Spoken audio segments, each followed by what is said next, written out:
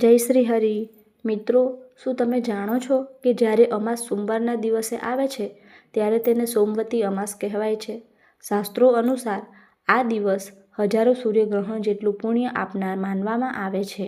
આ દિવસે કરવામાં આવેલું સ્નાન, દાન, જપ, તર્પણ અને પીપળા પૂજન અક્ષય ફળ આપે છે. આજે આપણે જાણીશું સોમવતી અમાસની પવિત્ર કથા, વ્રત કરવાની સાચી રીત અને આ દિવસે શું કરવું અને શું ન કરવું. સોમવતી અમાસ ભગવાન વિષ્ણુ, ભગવાન શિવ અને પિતૃઓની કૃપા મેળવવા માટે અત્યંત શુભ દિવસ માનવામાં આવે છે. આ દિવસે પીપળાના વૃક્ષમાં ભગવાન વિષ્ણુનો વાસ માનવામાં આવે છે. તેથી પીપળાની પૂજા અને પરિક્રમા કરવાથી અનેક જન્મોના પાપોનો નાશ થાય છે. જે વ્યક્તિ આ દિવસે શ્રદ્ધાપૂર્વક વ્રત કરે છે તેના જીવનમાં સુખ, સમૃદ્ધિ અને શાંતિનો વધારો થાય છે. તો મિત્રો, ચાલો હવે આપણે સાંભળીએ સોમવતી અમાસની પવિત્ર કથા. એક ગામમાં બ્રાહ્મણી રહેતા હતા. બંને ઘણા ધાર્મિક હતા. તેમના આંગણે આવનાર ભૂખ્યું જતું ન હતું.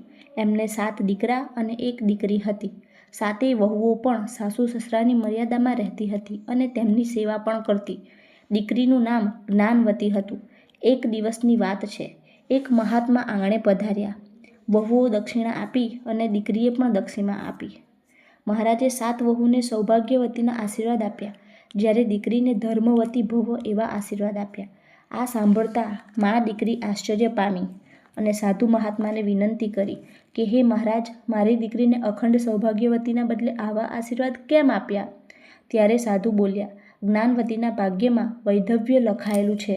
સપ્તપદીના સમયે જ જ્ઞાનવતીના પતિનું મૃત્યુ થશે. આટલું સાંભળતા મા દીકરી રુદન કરવા લાગ્યા અને આજીજી કરવા લાગ્યા કે હે મહારાજ, કૃપા કરીને આનો ઉપાય બતાવો કે મારી દીકરી અખંડ સૌભાગ્યવતી રહે. મહારાજ બોલ્યા કે કાળને ટાળવાનો કોઈ ઉપાય નથી, પણ એક રસ્તો છે. સિંહલ દ્વીપમાં રહેતી સોના ઢોબણ જો લગ્નના દિવસે હાજર હોય તો જ્ઞાનવતીનું સૌભાગ્ય અખંડ રહે. સાધુ તો આટલું કહી ચાલ્યા ગયા. બધા વિચારમાં પડી ગયા કે કરવું શું? સિંહલ દ્વીપ પહોંચવું સી રીતે? ભયંકર જંગલો, સાગર, ખીણો, પહાડો ઓળંગીને જવું કઈ રીતે? જીવ જોખમમાં મૂકી જવા કોઈ તૈયાર ન થયું. આખરે નાનો ભાઈ મોહન તૈયાર થયો. ભાઈ બહેન ભગવાનનું નામ લઈ ચાલી નીકળ્યા. સંકટ ભરેલો રસ્તો હતો. બંને જણ જંગલ, પહાડ, ખીણો પાર કરી સાગર કિનારે આવી પહોંચ્યા. બંને થાકી ગયા હતા. આગળ જવાની જરા પણ હિંમત ન હતી અને હવે તો મહાસાગર પાર કરવાનો હતો. સી રીતે થાય? પ્રભુના જાપ કરતો ભાઈ બહેન એક ઝાડ નીચે બેઠા. આ ઝાડ પર ગીધના બચ્ચા રહેતા હતા. ગીધ આવીને બચ્ચાને કહેવા લાગ્યો, બાળકો, ખાવાનો લાવ્યો છું, ખાઈ લો. ત્યારે બચ્ચા બોલ્યા, આજે તો આંગણે અતિથિ આવ્યા છે, એ ભૂખ્યા છે. અતિથિ જમે પછી અમે જમીશું. આ સાંભળી ગીધે ભાઈ બહેનની પાસે આવ્યો, જમવાનું કહ્યું. બંને જણાએ જમવાની ના પાડી એટલે ગીધને દુઃખની વાત પૂછી. ભાઈએ માંડીને વાત કરી. ગીધે કહ્યું, તમે ચિંતા ન કરો, જમી લો, હું તમને સાગરની પેલે પાર મૂકી જઈશ. ભાઈ બહેને પેટ ભરીને જમ્યા. પછી ગીધની પીઠ પર બેસી ગયા. ગીધ સડસડાટ કરતો ઉડ્યો. થોડી વારમાં બંનેને સિંહલ દ્વીપ પહોંચાડી દીધા. બંને જણાએ ગીધનો આભાર માન્યો. સિંહલ દ્વીપ પહોંચી સોના ઢોબણના ઘરે આવ્યા. 7 માળની હવેલીમાં 7 દીકરા અને વહુઓ સાથે સોના ડોમ સાહેબી ભોગવતી હતી. ભાઈ બહેન ત્યાં ચાકરીએ રહ્યા. તન મનથી સોનાની સેવા કરવા લાગ્યા. સોનાએ બંનેની સેવાથી ખુશ થઈ પ્રસન્ન થયેલી સોનાએ તેમને આવવાનું કારણ પૂછ્યું.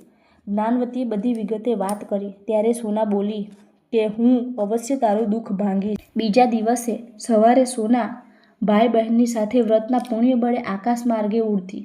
ભાઈ બહેન ગામમાં આવી પહોંચી. બ્રાહ્મણી ખુશ થઈ ગયા. એક સારા કુટુંબના છોકરા સાથે જ્ઞાનવતીના ઘડિયા લગ્ન લીધા. લગ્નના દિવસે જાન આવી રૂડા સામૈયા આપી ઉતારા આપ્યા. ચોથો ફેરો ફરતા જ વરરાજા ઢળી પડ્યો. ક્ષણવારમાં પ્રાણ ઉડી ગયા. આનંદ મંગલની જગ્યાએ શોક છવાઈ ગયો. બધા કલ્પાંત કરવા લાગ્યા. એ વખતે તરત જ સોનાએ જમણા હાથમાં પાણી લઈ તેમાં સોમવતી અમાસનું પુણ્ય મૂકી તે પાણી જ્ઞાનવતીના પતિ ઉપર છાંટ્યું. તરત જ વરરાજા આળસ મરડી બેઠો થયો. બધે આનંદ થઈ ગયો. લગ્ન પૂરા થતાં જ સોનાએ વિદાય માંગી. બધાએ રોકાઈ જવા આગ્રહ કર્યો, પણ તે બોલી કે મેં કાળને મહાત કર્યો છે. પરિણામે મારા 7 પુત્રો મૃત્યુ પામ્યા હશે. જો હું ત્યાં જલ્દી નહીં પહોંચું તો તેમનો અગ્નિ સંસ્કાર થઈ જશે. આટલું કહી સોના પવન વેગે સિંહલ દ્વીપ પહોંચી ગઈ. ઘરમાં રોકકકડ થઈ જોઈ પરિસ્થિતિ સમજી ગઈ. ઘરમાં પ્રવેશતા જોયું કે 7 પુત્રોના શવ પડ્યા છે. સોમાએ સ્નાન કર્યું અને ભગવાનનું પૂજન કર્યું. પીપળાની ચારે તરફ પ્રદક્ષિણા કરી દર્ભની સળી લઈ તેમાં સોમવતી અમાસનું પુણ્ય મૂક્યું. ત્યારબાદ એ દર્ભની સળી મૃત્યુને અડાડતા જ પુત્રો જીવિત થઈ ગયા. ત્યારે ભગવાને કહ્યું કે જે ભક્ત શ્રદ્ધાપૂર્વક સોમવતી અમાસનું વ્રત કરશે તેને મારા અને પિતૃઓના આશીર્વાદ પ્રાપ્ત થશે. હવે જાણીએ સોમવતી અમાસનું વ્રત કેવી રીતે કરવું. સવારે બ્રહ્મ મુહૂર્તમાં ઉઠીને પવિત્ર સ્નાન કરો. સ્વચ્છ વસ્ત્ર ધારણ કરીને ભગવાન વિષ્ણુ, ભગવાન શિવ અને પિતૃઓનું સ્મરણ કરો. ત્યારબાદ સંકલ્પ લો. પીપળાના વૃક્ષને જળ અર્પણ કરો. શક્ય હોય તો કાચું દૂધ પણ અર્પણ કરો. હળદર, કંકુ, ફૂલ અને દીપકથી પીપળાનું પૂજન કરો. ત્યારબાદ 108 અથવા પોતાની શક્તિ મુજબ 11, 21 કે 51 પરિક્રમા કરો. પરિક્રમા દરમિયાન ઓમ નમો ભગવતે વાસુદેવાય અથવા ઓમ નમઃ શિવાય મંત્રનો જાપ કરો. આ દિવસે તર્પણ કરવું, ગાયને રોટલી ખવડાવવી, જરૂરિયાતમંદોને દાન આપવું અને ભગવાનનું ભજન કરવું ખૂબ જ શુભ માનવામાં આવે છે. સાંજે દીવો પ્રગટાવી ભગવાનની આરતી કરીને વ્રત પૂર્ણ કરવું. સોમવતી અમાસના દિવસે દાન, જપ, તર્પણ, ગૌસેવા અને પીપળાનું પૂજન કરવું. ભગવાન વિષ્ણુના નામનો જાપ કરવો. પિતૃઓનું સ્મરણ કરીને તેમના આશીર્વાદ માંગવા. જ્યારે ક્રોધ, ઝઘડો, અપશબ્દો, માંસાહાર અને નશાથી દૂર રહેવું. કોઈનું અપમાન ન કરવું. જરૂરિયાતમંદને ખાલી હાથે પાછા ન મોકલવા. શાસ્ત્રો અનુસાર સોમવતી અમાસનું વ્રત કરવાથી પિતૃદોષમાં રાહત મળે છે. ઘરમાં સુખ શાંતિ અને સમૃદ્ધિનો વધારો થાય છે. ભગવાન વિષ્ણુ અને ભગવાન શિવની વિશેષ કૃપા પ્રાપ્ત થાય છે અને જીવનના અનેક દુઃખો અને અવરોધો દૂર થાય છે. જો તમને સોમવતી અમાસની આ પવિત્ર કથા અને વ્રત વિધિ ગમી હોય તો વિડીયોને લાઇક કરો, શેર કરો અને ચેનલને સબસ્ક્રાઈબ કરવાનું ભૂલશો નહીં. કમેન્ટમાં જરૂર લખો જય શ્રી હરિ વિષ્ણુ. ભગવાન વિષ્ણુ અને પિતૃદેવો આપ સૌ પર પોતાની કૃપા વરસાવે તેવી પ્રાર્થના. જય શ્રી હરિ, જય શ્રી વિષ્ણુ.